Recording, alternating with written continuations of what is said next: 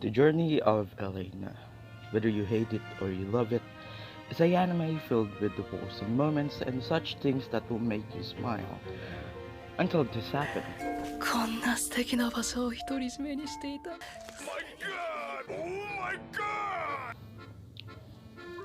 Yes, this anime isn't shy to give us these things, and that's what makes this anime good.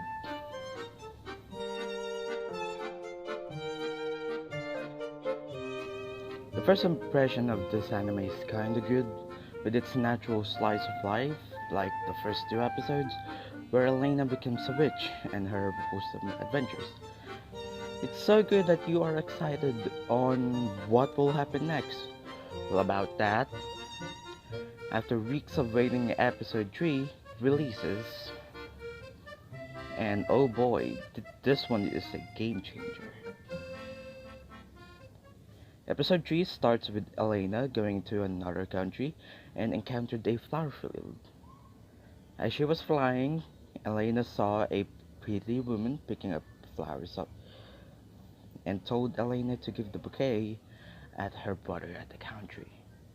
She later finds out that the flowers in her hands is a poisonous plant that makes the people insane, like a powerful drugs, I'm just kidding. After disposing the flowers and went into a inn, she reflects back on when she read about the adventures of Nikkei, where a plant goes through a sudden mutation and started sucking some titty-eye with magic. She went back at the flower field, seeing the boy that guards the passageways looking frail and green, as he slowly turns insane and thought that the plant looks like his sister. As he dies, getting entangled with the plant, an eerie and disturbing scene to see after the previous wholesome moments of the previous episode. The manga is even more darker. I don't know, I might make a video next week. The next story of the episode started with Elena getting stopped by a cheerful boy with a happiness bottle in his hand that is gifting to the girl he likes. Then we got a lovely story from Elena about a sick wife and a husband that travels around the world. She was interrupted for the conclusion of the story, yet she forgot what it is. They went into the boy's house, revealing that the boy is the son of the village chief, and invited Elena for lunch.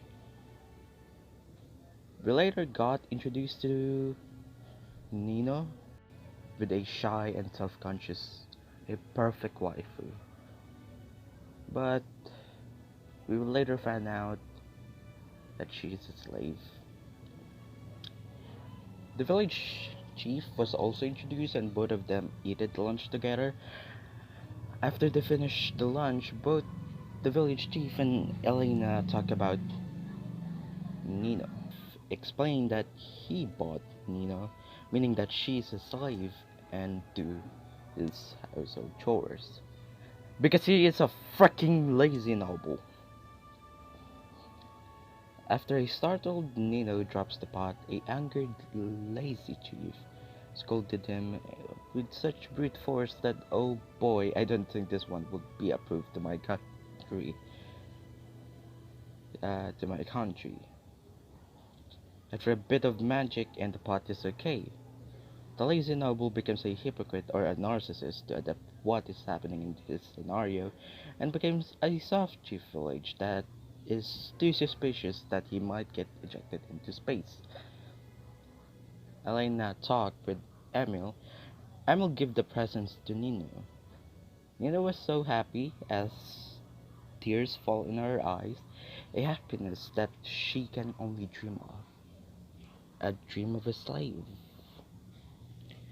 She began to cry and was consulted by the boy, and after hours they bid farewell to Elena, just as Elena remembered the ending of the story she read. The wife became more depressed as she couldn't go anywhere, and her wife took her own life. It also parallels the story of Nino where she became more depressed and committed not alive. A better indication of her committing not alive is on light novel where we are going to read right now. Suddenly my eyes met Nino's eye. They were eyes like deep darkness. However, that wasn't simply the dark color, but like the kind of dark that seemed they essentially kept the darkness, as if full of some kind of despair, just like a dead person. They seemed to be different from when I saw them for the first time in Village Head's residence. What was it? While I was recalling that, the next time became visible.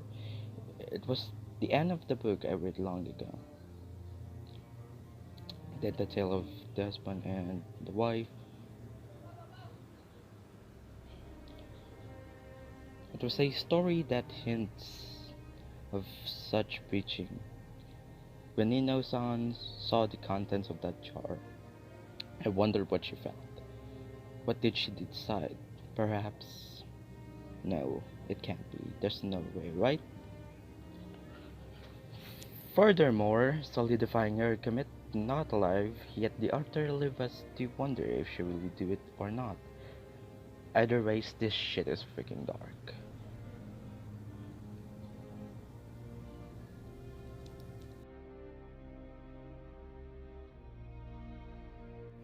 That's all for today's episode. I know it's like a breakdown, but I'm on a tough schedule between writing modules and some stuff.